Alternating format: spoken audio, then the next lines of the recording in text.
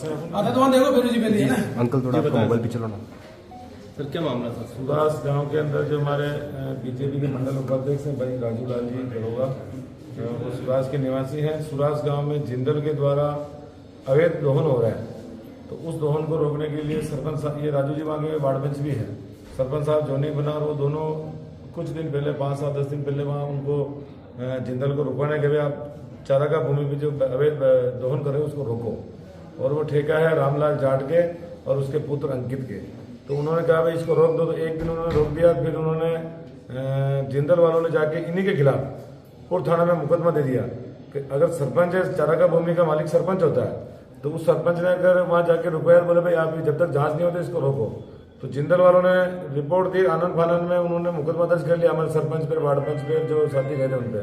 और जो हमारे फौजी साहब हैं विश्वनाथ प्रताप सिंह जी और ये सुरेंद्र सिंह जी, जो लोग वहाँ मौजूद नहीं थे, उन लोगों के भी उन्होंने नाम लिख दिया। आप पुलिस प्रशासन से मांगे कि वो अपने अभी पुलिस पे तो हमारे को भरोसा रहा ही नहीं, बिलोड़ा पुलिस पे किसी पे भरोसा नहीं है। मैं तो मुख्यमंत्री जी से मांग करता हूँ इसकी सीबीआई जांच करें। और रामलाल जाट जो राजस्व मंत्री है उसके खुद का ठेका है और उसके लड़का और वो सब लोग महावीर वगैरह सब इसमें शामिल हैं। उन्होंने ही फायरिंग चलाई, बोले एक दो को टपका दो तो काम निपट जाएगा। अगर ये राजस्थान के मुख्यमंत्री भजन लाल जी शर्मा के द्वारा प्रदेश व्यापी आंदोलन चलाया जा रहा है अवैध खनन के खिलाफ, अगर जिंदल उसमें अवैध खनन करता है तो क्या जनप्रतिनिधि की भूमिका नहीं है कि वह सरपंच वार्ड पंच की चारागाह भूमि के मालिक होते हैं, उनके संरक्षण का अधिकार सरपंच को है। वो उन्होंने कहा तो उन पर मुकदमा दर्ज कर लिया। फिर ये लोग गए थे प्रतापनगर थानेपुर थाने में, इनका मुकदमा दर्ज नहीं किया। मंडल थाने में गए तो मंडल थाने में नहीं किया। इन्होंने वहां तहसीलदार को पटवारी को लिखित में रिपोर्ट दी, उसके बावजूद उन्होंने अपनी टीम भेजी। टीम भेजने के बाद जो नाप चोप किया उसमें 2096 नंबर का खसरा है, वो उस पर चारागाह भूमि है, रिकॉर्ड आपको उपलब्ध करा देते हैं, उसमें अवैध दोहन कर लिया। 20 बीघा का जो खसरा है उसमें रामलाल जाट का खुद का ठेका खुद दोहन कर रहा है। तो उन्होंने अपने परसों रात को मैंने एसपी साहब से बात की थी, मैंने उन बाउंसरों के फोटो तक भेजे थे। मैं जिलाध्यक्ष जी से मिला, हमारे पार्टी जिलाध्यक्ष जी, मैंने कहा भाई हम पुलिस प्रशासन से बात कर रहे हैं लेकिन हमारी नहीं सुनी जा रही। वो जो प्रतिद्वंदी है मेरे सामने उन्होंने चुनाव लड़ा, तो ऐसा नहीं कि चुनाव लड़ा इसका मतलब मेरे कार्यकर्ताओं के ऊपर गोली मारेंगे क्या वो।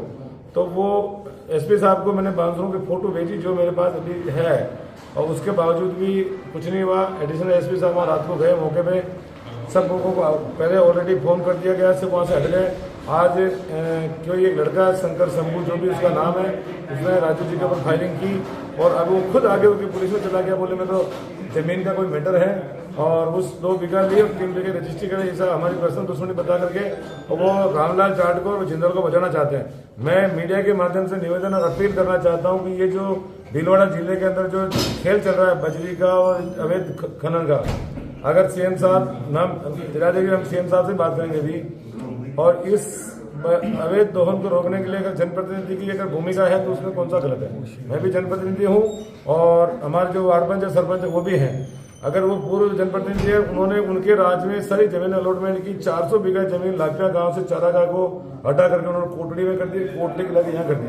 केवल वो जिंदल में पार्टनर है, अपना वो व्यापार बचाने के लिए एक दहशत का माहौल बना रखा है। अभी अगर ब्लास्टिंग करें तो ब्लास्टिंग में अगर आप जाके देखो मीडिया वाले हर गांव के अंदर, मैंने कलेक्टर साहब ये चीज परसों के दिन रात को बोले कि वहाँ अवैध ब्लास्टिंग होती है, गाँव के घरों में दरारें आ गई है। एक दिन अपन चलेंगे देखेंगे भी कितनी दरारें हैं। और यही रामलाल जाट है जिसने अवैध दोहन करने के लिए वहाँ 50-50 पुलिस वालों की एक चौकी, अस्थायी चौकी लगा करके पुलिस वालों को, जैसे सरकार पुलिस पैसा दे रही हो वैसे उन गाँव वालों को डराने के लिए बिठा के रखा।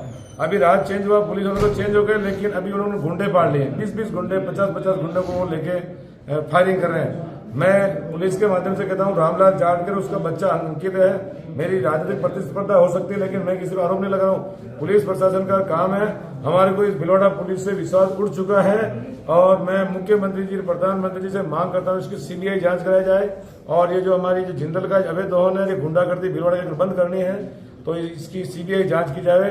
बाकी हमारे को लोकल पुलिस प्रशासन पर कोई विश्वास नहीं है, क्योंकि वो मेरी बात सुनिए, वो मिल गया और वो बोल रहा है कि मेरी पर्सनल दुश्मनी है।